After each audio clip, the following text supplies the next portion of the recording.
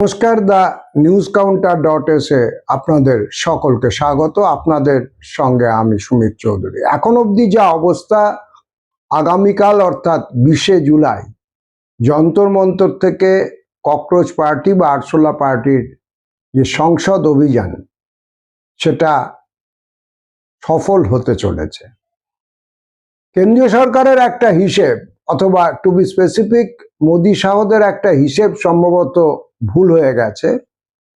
তারা ভেবেছিলেন ওয়াংচুককে সাদা চাদরে মুড়ে অনশন ভাঙবার জন্য হসপিটালে তুলে নিয়ে গেলে পারে যন্তর মন্তরের যে জমায়েত গত 3-4 দিন ধরে একটা বাড়তি মাত্রা পাচ্ছিল, সেটা থমকে যাবে এবং ব্যাপারটা ডিসইন্টিগ্রেট করতে শুরু করবে। বাস্তবে ঘটনাটা উল্টো ঘটেছে। আমাদের যে সমস্ত বন্ধুরা ওখানে আছেন এবং সংবাদ মাধ্যম, এমনকি মূলধারার সংবাদ মাধ্যমে এটা মেনে নিতে এখন বাধ্য হচ্ছেন, সোনাম ওয়াংচুককে তুলে নিয়ে যাওয়ার পর যন্তর মন্তরে জনতার ভিড় বেড়েছে। যে সমস্ত ছাত্র ছাত্রী অভিভাবক তারা এতদিন যন্তর মন্তরের ছায়াও মারাচ্ছিলেন না, তারাও দলে দলে ধর্ণা মঞ্চে এসে উপস্থিত হয়েছেন। এবং যদি আগামীকালের যে সংসদ অভিযান সেটা করতে দেবে কিনা পুলিশ এখন অবধি ঠিক নেই, কারণ ওই এলাকাটা ঘিরে 144 ধারা জারি থাকে। কিন্তু ছাত্র যুবরা যদি সংঘর্ষের মুডে থাকে এবং সত্যি সত্যি শেষ পর্যন্ত তারা পুলিশি ব্যারিকেড ভেঙে যদি মিছিল বার করে ফেলতে পারে, তাহলে পারে সামগ্রিকভাবে শাসকরা একটা নতুনভাবে চাপে পড়ে যাবে, এ ব্যাপারে কোনো সন্দেহ নেই। আমার রাজনৈতিক খোঁজ খবর রাখেন, বিশেষ করে দক্ষিণ পূর্ব এশিয়া এবং আমাদের প্রতিবেশী দেশের রাজনীতির খোঁজ খবর রাখেন, এরকম কেউ কেউ আমাকে একটা ইন্টারেস্টিং কথা বলছিলেন।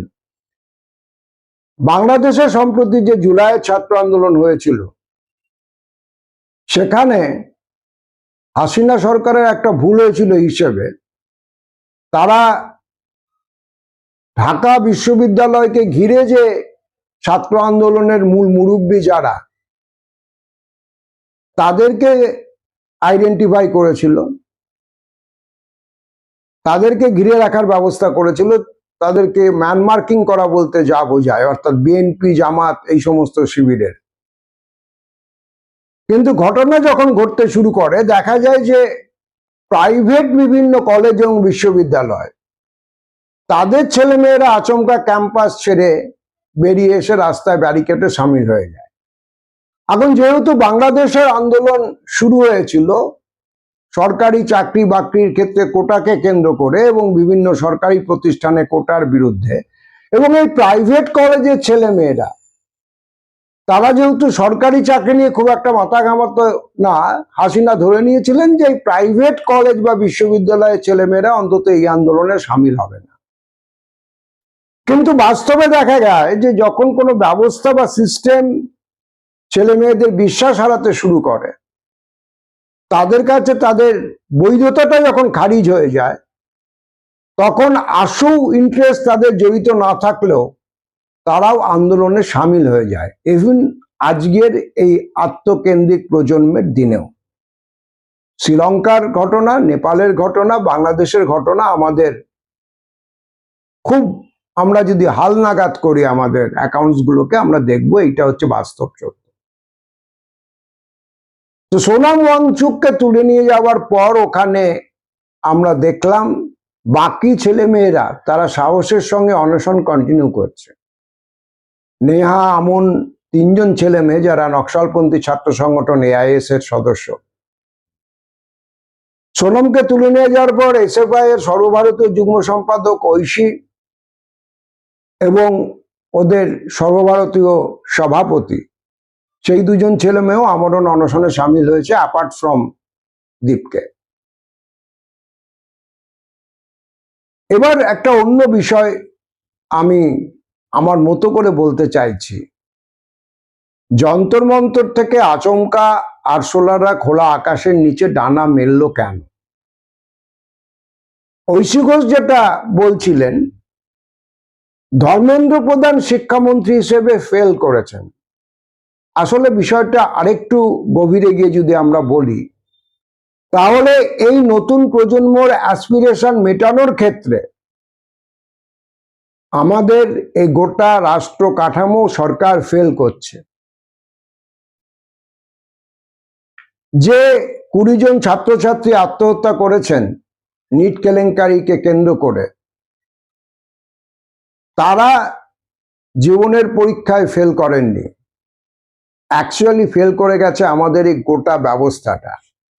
ধর্মেন্দ্র প্রধান সেই ব্যবস্থার একজন প্রতিভু মাত্র।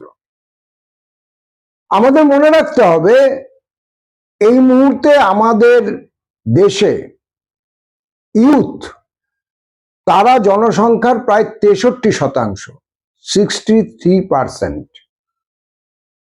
আজকে চীন, জাপান যে সমস্যায় ভুগছে সেটা হচ্ছে জনসমস্যার একটা বিরাট অংশ বয়স্ক। তাদের উৎপাদনশীলতা বজায় রাখবার চিন্তায় ওখানকার কর্তাদের ঘুম ছুটে যাচ্ছে। সেখানে আমাদের এই 63% যে ইউথ, আর যদি 40 বছর অবধি আপনি ইউথ ধরেন তাহলে 70%। এইটা একটা দেশের সম্পদ।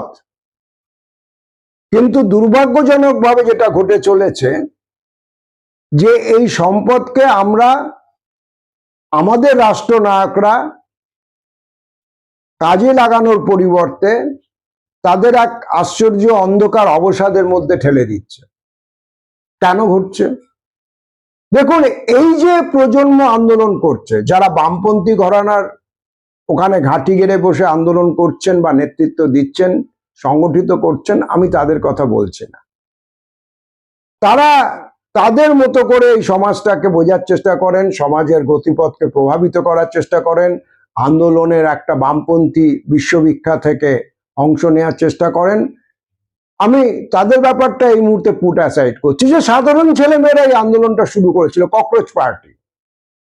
সুপ্রিম কোর্টের মাননীয় প্রধান বিচারপতির একটা বিদ্রুপাত্মক মন্তব্য, যেখানে কাটা ঘায়ে নুনের ছিটের কাজ করেছিল। এখন এই কাটা ঘাটা তৈরি হলো কেন?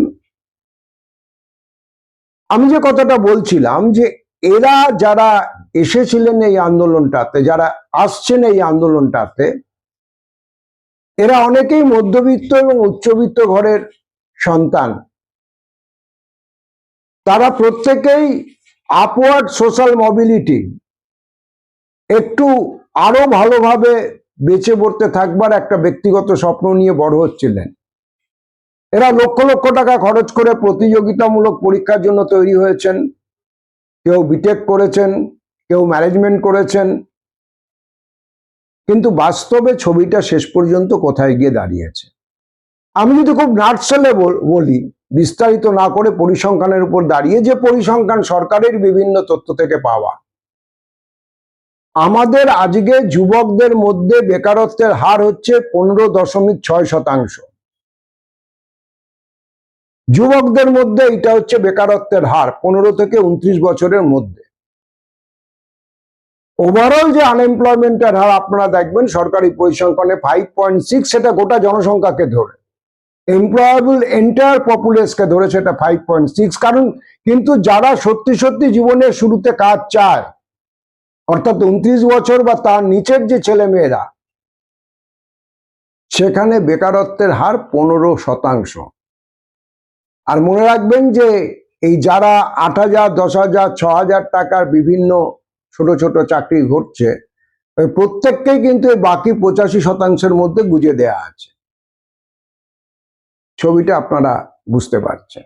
2, এই যে ছেলে মেয়েরা যারা আমি বললাম যে একটু ভালোভাবে বাঁচার স্বপ্ন দেখেছিল, সোশ্যালি ইকোনমিক্যালি আপওয়ার্ডলি মোবাইল থাকবার কথা ভেবেছিল, সেখানে ছবিটা হচ্ছে ম্যানেজমেন্ট যারা পাস করে বেরিয়েছে চলতি বছর পর্যন্ত, 2023-24 থেকে হিসেব করে দেখা যায়, স্পেশালি আফটার কোভিড এরা, সেখানে ম্যানেজমেন্টের 50% ছেলে মেয়ে আফটার গ্রাজুয়েশন স্রেফ বসে আছে বেকার। জনঅরণ্য আপনারা পুরনো লোকেরা সিনেমা দেখেছেন, সেখানে সোমনাথকে বলা হয়েছিল সাধারণ গ্রাজুয়েট, তাই সোমনাথ চাকরি খুঁজে পাচ্ছিল না। কিন্তু এখানে লক্ষ লক্ষ টাকা কোর্স ফি দিয়ে যারা ম্যানেজমেন্ট পাস করেছে তাদের 50% বেকার। এটা আমার বানানো তথ্য না, আপনারা গুগলে গিয়ে গুগল করলে পেয়ে যাবেন। দ্বিতীয় যে ধোকার টাটি এই প্রজন্মের সামনে ঝোলানো ছিল, বিটেক এমটেক। বিটেকে গ্রাজুয়েশন করা ছেলে মেয়েদের মধ্যে 85% ছেলে মেয়ে এই মুহূর্তে বেকার, 85%। 100 জনের মধ্যে 85 জনের কোনো প্লেসমেন্ট হয়নি, না অন ক্যাম্পাস প্লেসমেন্ট হয়েছে না অফ ক্যাম্পাস প্লেসমেন্ট হয়েছে। এবং এই ছেলে মেয়েদেরও অনেকে দেখবেন এই পাতাজোড়া বিভিন্ন বিজ্ঞাপন থাকে প্রাইভেট ইঞ্জিনিয়ারিং কলেজের, 100% প্লেসমেন্ট ব্রোশিওরে লেখা থাকে, বিজ্ঞাপনে লেখা থাকে, লক্ষ লক্ষ টাকা কোর্স ফি। সেখান থেকে তারা পাশ করে বেরিয়ে 100 জনের মধ্যে চাকরি পেয়েছে 15 জন। এইটা হচ্ছে আজকের বাস্তবের রিয়েলিটি। এখন দেখুন, 60-70 দশকের উত্তাল বামপন্থী ছাত্র আন্দোলন যখন অনেক ছেলে মেয়ে ক্যাম্পাস ছেড়ে কৃষকদের সঙ্গে একাত্ম হতে, লড়াই গড়ে তুলতে, সমাজবাদ লড়াই গড়ে তুলতে বেরিয়ে গেছিল, তাদের স্বপ্নতায় একটা যৌথতা ছিল, আর তাদের ব্যর্থতাতেও একটা যৌথতা ছিল। সুতরাং সেখানে ব্যক্তিগত অবসাদ, ব্যক্তিগত গ্লানি কোথাও থাকলেও সেটার দায়ভাগের অংশ অনেক কম ছিল, এটা বাস্তব। 70-এর সেই স্বপ্নের পর 80-র দশক, একটা মধ্যবর্তী দশক এসেছিল যখন 80-র দশক এবং 80-র দশকের শেষ জুড়ে গোটা পৃথিবীর ইকোনমিক ভার্টিকালস গুলো অনেক বদলেছে। মানুষের যে যৌথতার স্বপ্ন, সমাজতন্ত্রের স্বপ্ন বদলেছে। 82 সালে চীনা কমিউনিস্ট পার্টির সম্মেলনে আনুষ্ঠানিকভাবে পুঁজিবাদের খুল্লম খুল্লা প্রবেশাধিকার দেওয়া হয়েছে চীনে। চীনের বিরাট বিপরীত যাত্রা শুরু হয়েছে। আর তারপরে গর্বাচেভের হাত ধরে পেরেস্ট্রয়িকা করতে গিয়ে কি পরিণতি হয়েছে সোভিয়েত ইউনিয়নের, সেটাও আপনারা জানেন। একটা একরৈখিক পৃথিবী গড়ে উঠেছিল যেখানে বলা হয়েছিল বাজার এবং বাজারের অর্থনীতি শেষ কথা। আর আমাদের দেশে 90-এর দশকের প্রথম থেকে উদার অর্থনীতি চালু হয়েছিল। উদার অর্থনীতি যখন চালু হয় তার সঙ্গে একটা বড় মতাদর্শ চালু হয়েছিল, যেখানে বলা হয়েছিল যে যে মানুষ সফল হতে পারছে না তার সফল হওয়ার যোগ্যতা নেই। তোমায় যদি মানুষ হিসেবে উঠে আসতে হয় সম্মান, প্রতিপত্তি এবং কোট আনকোট যোগ্যতা নিয়ে, তোমাকে এই সাফল্যের বাজারে একজন সফল ক্রেতা হতে হবে। তোমার পকেটে যে ক্রেডিট কার্ড বা ডেবিট কার্ড ব্যাংক দিচ্ছে তার আপার লিমিট কত, তুমি কত খরচ করতে পারছো। আর কনজিউমারিজম আর একটা কথা বলেছিল যে তোমার পাশের বন্ধুটা তোমার সহযোদ্ধা না। আমি যে 60-70 দশকের ছেলে মেয়েদের কথা বলছিলাম তারা জানতো তাদের পাশের কমরেড তাদের সহযোদ্ধা। কিন্তু এই নতুন বিশ্বায়নের যে সংস্কৃতি আমাদের ছেলে মেয়েদের শেখালো যে তোমার পাশের ছেলেটি বা মেয়েটি তোমার প্রতিযোগী, তোমার একলা আকাশে তুমি বাঁচার চেষ্টা করো তোমার মতো করে। আর লিবারালাইজেশনের হাত ধরে অনেক কিছু এলো, তার মধ্যে এসেছিল শিক্ষার প্রাইভেটাইজেশন। রাজস্থানের কোটা শহর, বুদি, কোটা, এগুলো আমরা ইতিহাসে পড়তাম রাজপুত রানার ইতিহাসের অংশ হিসেবে। সেই কোটা শহর উঠে এলো পেশাগত বিভিন্ন কোচিং ক্যাম্প, কোচিং এর সেন্টার, তার বিরাট একাডেমিক ইন্ডাস্ট্রি। দেশ জুড়ে বিভিন্ন বড় বড় কোচিং সেন্টার গড়ে উঠল এবং নতুন প্রজন্ম এলো যারা মধ্যবিত্ত বা আপাত উচ্চবিত্ত ঘরের বাবা মার একমাত্র ছেলে। এলআইসির লোগোর মতো করে সেই ছেলেকে বড় করা হলো দুহাত দিয়ে আগলে, এবং তাকে এটা প্রথম থেকে বলে দেওয়া হলো তোমাকে সফল হতে হবে। আর তার রোডম্যাপ রেডি ছিল, এই এত কোচিং সেন্টার, প্রাইভেট কলেজ, এমনি কলেজ, জয়েন্ট, নিট ইত্যাদি ইত্যাদি। এবং এই প্রজন্ম জেনেছিল আমার স্বপ্ন এই জয়েন্ট, নিট, কোচিং সেন্টার, কোটা, এই সব কিছুর মধ্যে আমার রোডম্যাপ নির্দিষ্ট হয়েছে। আমি যদি কোনোভাবে এই ফিনিশিং লাইনটা ছুঁয়ে ফেলতে পারি দৌড়ের শেষে, তাহলে আমার বাকি জীবনটা নিশ্চিত। কিন্তু আজকের পৃথিবীতে, আজকের এই সময়ের আমার দেশে লক্ষ লক্ষ ছেলে মেয়ে তার গ্রাজুয়েশনের ডিগ্রি, কোনোটা বিটেক হতে পারে, কোনোটা এমবিএ হতে পারে, অন্যটা অন্য কোনো কিছু হতে পারে, বিভিন্ন তথাকথিত নামকরা প্রতিষ্ঠান থেকে বেরিয়ে এসে দেখছে বাজারে কোনো চাকরি নেই। লক্ষ লক্ষ টাকা কোর্স ফি দিয়ে একটা পরীক্ষা দেওয়ার পর সে জানতে পারছে, একবার না বারবার প্রশ্নপত্র ফাঁস হওয়ার অভিযোগে সর্বভারতীয় পরীক্ষাটা বাতিল হয়ে গেছে। আপনারা শুনেছেন 20 জন ছেলে মেয়ে ইতিমধ্যে নিট পরীক্ষার্থী, তারা এই ক্লান্তি আর বইতে না পেরে, এই অবসন্নতা বইতে না পেরে আত্মঘাতী হয়েছে। আর কোটার যে শহর, যেটা বিখ্যাত ছিল কোচিং ইন্ডাস্ট্রির প্রাণকেন্দ্র হিসেবে, সেই কোটা এখন ছেলে মেয়েদের আত্মঘাতী হওয়ার শহরে পরিণত। সরকার থেকে বিনা পয়সায় কাউন্সিলিং এর ব্যবস্থা করতে হচ্ছে, যে যাতে আমার আপনার ঘরের যে ছেলে মেয়েটা কোটায় উন্নততর জীবনের সন্ধানে গিয়েছে, সেটা নিষ্প্রাণ দেহ হিসেবে হিমঘরে চলে না যায়, সেটা ঠেকাতে। এইরকম একটা পরিস্থিতিতে আমাদের এই নতুন প্রজন্ম আবিষ্কার করেছে এই গোটা ব্যবস্থাটা তাদের সঙ্গে অদ্ভুত একটা প্রতারণার খেলা খেলছে। এবং যে সেক্টরটা বিশ্বায়নের বা লিবারালাইজেশন শুরু হওয়ার পর ভারতবর্ষের অর্থনীতিতে কিছুটা ফ্রেশ রক্ত আনতে পেরেছিল, আইটি সেক্টর, সেটা আমাদের ঘরের ছেলেমেয়েদের নিজস্ব মেধার জন্য বিভিন্ন back office job, call centre গড়ে উঠেছিল, যে হিউম্যান ইন্টেলিজেন্স যতদূর ব্যবহার করা যায়, প্রযুক্তি মিশিয়ে, কম্পিউটার টেকনোলজি সব মিলিয়ে একটা আইটি সেক্টর এনেছিল, যেখানে শুধুমাত্র যে রেমিটেন্স হিসেবে পয়সা এসেছিল তা নয়, আমাদের এখানকার ছেলেমেয়েরা আমাদের দেশে, সেটা ব্যাঙ্গালোর হতে পারে, সল্টলেকে সেক্টর 5 হতে পারে, রাজারহাটে হতে পারে, তারা নিজেদের একটা আপাত স্বাচ্ছন্দ্য জীবন খুঁজে পেয়েছিল তাই নয়, আমাদের দেশের কোষাগারেও কিছু বিদেশি মুদ্রা ঢুকেছিল। কিন্তু of late with the introduction of AI with a higher stage, এটা আমরা বহু আগে বলেছিলাম, যখন প্রথম কম্পিউটার ঢুকছিল তখন ওটাকে অটোমেশন বলা হতো। আমাদের মনে আছে, আমাদের বন্ধুরা ব্যারিকেড করেছিলেন ভোর 4:30টার সময় হংকং ব্যাংকে, প্রথম ডালহৌসিতে লাঠিচার্জ করে কম্পিউটার ঢোকানো হয়েছিল। আমরা বলেছিলাম যে ভারতবর্ষের মতো, যেখানে শ্রম এবং মেধার এত বেশি বহুল সঞ্চয়, এখানে বেপরোয়া ভাবে যে অটোমেশন বা কম্পিউটার সব জায়গায় বসানো হচ্ছে, তাতে কাজের সুযোগ কমবে। এখন bank, rail, lakh lakh post scrap করা হয়েছে। ডাকঘর, যেগুলো আগে বড় নিয়োগের একটা জায়গা ছিল, কম্পিউটার এসে গেছে। আপনারা যদি এখন ব্যাংকগুলোতে যান, শুধু প্রাইভেট না, সরকারি ব্যাংকগুলোতেও যান, দেখবেন মুষ্টিমেয় কর্মচারীরা সমস্ত কাজ করে দিচ্ছে। কিন্তু বিকল্প হিসেবে কম্পিউটার আরো নতুন কাজের সুযোগ এনেছিল, এটাও সত্যি কথা। ফলে আপাতভাবে সেই ক্রাইসিস সামলানো গেছিল।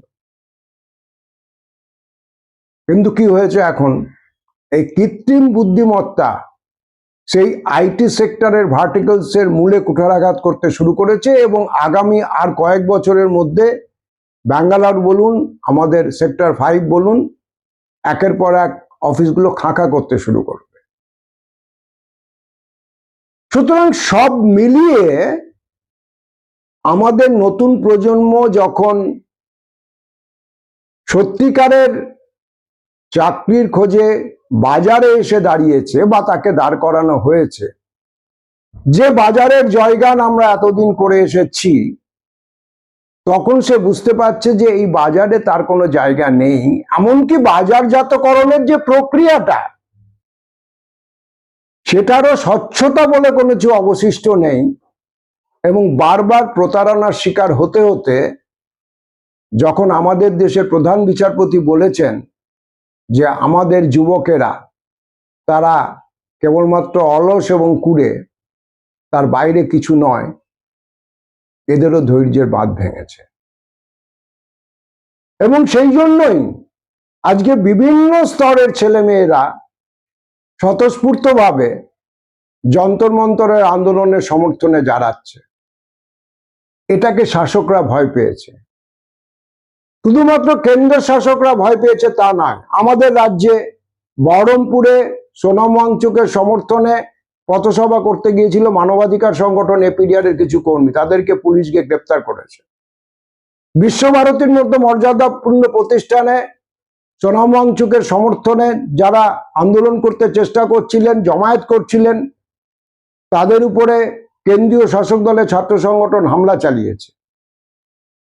অর্থাৎ এই ব্যবস্থার প্রহরী হিসেবে যে সমস্ত শাসক দল টিকে আছে এবং তাদের স্বার্থ এটার সঙ্গে জড়িয়ে গেছে, তারা এই প্রবঞ্চিত নতুন প্রজন্মের নতুন ধারার আন্দোলনের বিরুদ্ধে অবস্থান নিচ্ছেন শুধুমাত্র নিজেদের চেহারাটা, নিজেদের ব্যর্থতাটা ফাঁস হয়ে যাবে তার জন্য নয়, একটা অজানা আশঙ্কার থেকে।